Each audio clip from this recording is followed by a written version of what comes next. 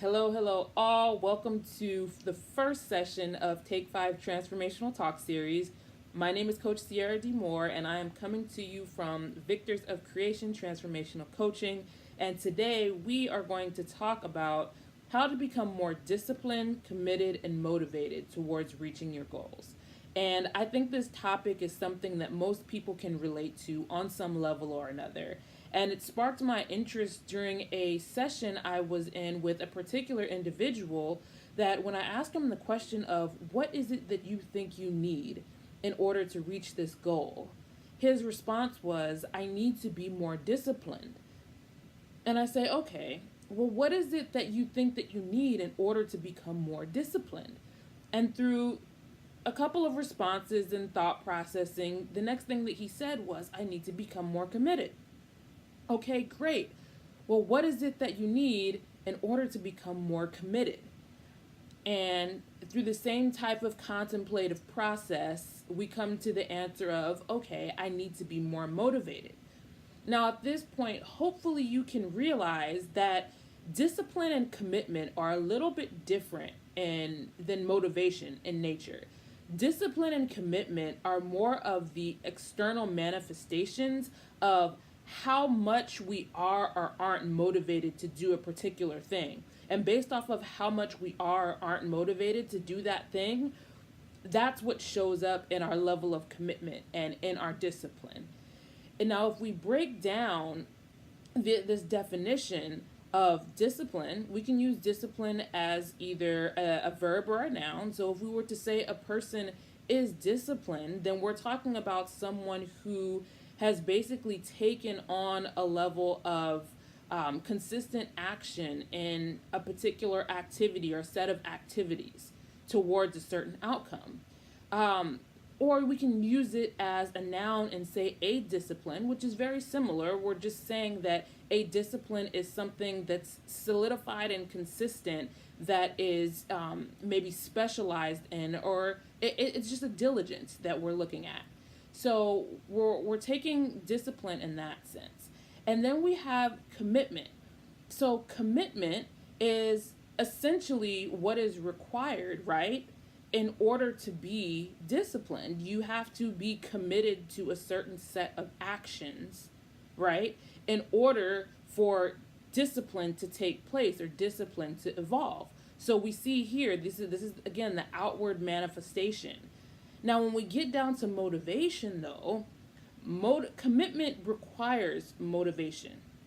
Because in order to be committed to something, there has to be a driver. There has to be something that says, hey, this set of activities is important enough to go for.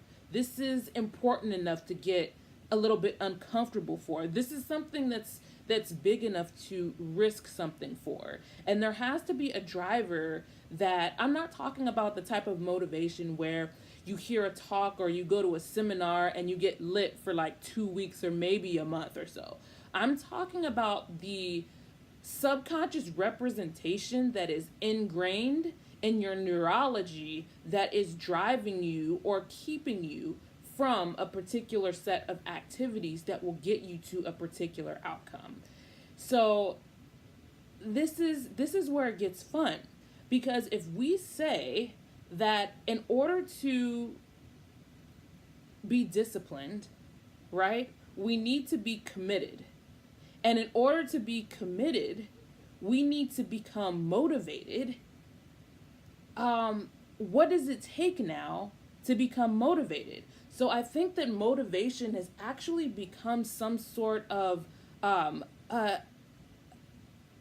cliche in a sense, just because it's often referred to as something that we can like just go out and get, or go out and fill up on, or just work harder and have more willpower, and then all of a sudden we'll be more motivated. But we're not really looking at this internal, ingrained, subconscious programming that may have actually started forming before we even remember, have access to certain memories.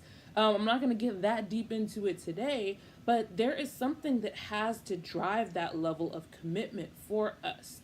And in order to understand how that works in our brain, of what it takes for our mind to say this is worth the risk, this is worth the discomfort, this is worth going for, what we need is evidence of the actions that we're telling ourselves that we need to take actually leading to desired results and actually leading to success.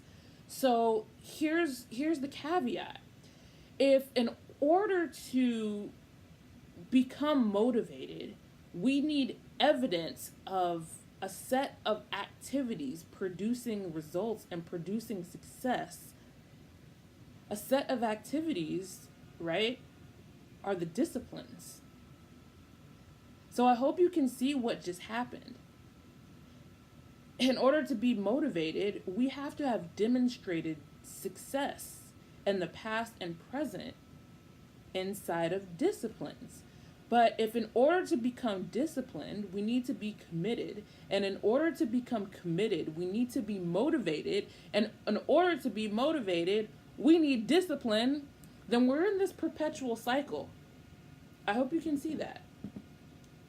So if we don't get down to what actually gets us to be motivated, then we're just going to be in this perpetual vicious cycle of telling ourselves that we need to do X, Y, and Z and be committed to it, and creating kind of this generic motivation that either doesn't work at all or just only lasts temporarily.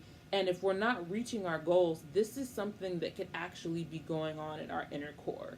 So I'm just going to give three main points on how we can actually tackle this from the core so that we can start seeing more of the results that we want. So the first one is going to be values alignment. And values alignment, you're going to hear me talk about that a lot, especially with the workshop coming up. But values alignment specifically has to do with whether what you actually want is lined up with the things that you're telling yourself that you need to do. And again, I'm not going to go into it too deep today, but this is where we're talking about what is truly important to us versus what we've been telling ourselves that are important, or of what other people have been telling us should be important to us. And a lot of times, if we live within the constraints of something other than what's authentic to our own true core values, we're going to get stuck in this wheel. The next thing is thought reframe. Now, thought reframes are basically how we perceive and how we respond to the things that show up in our lives, right? And how we see those. Do we see them as failures, or do we see them as actual learning opportunities and growth opportunities? That's very huge. That's huge because two different people could be in the exact same challenge or the exact same situation, and the difference between success and failure could easily be as that one person views this as I'm not enough, or people are just the way that they are, which pretty much takes away our control out of anything that happens to us. So actually, what's the point? And the other person that's saying, this is a learning opportunity. I grew through something today, and this is what I can take away from this to make me better for next time. So that's reframe.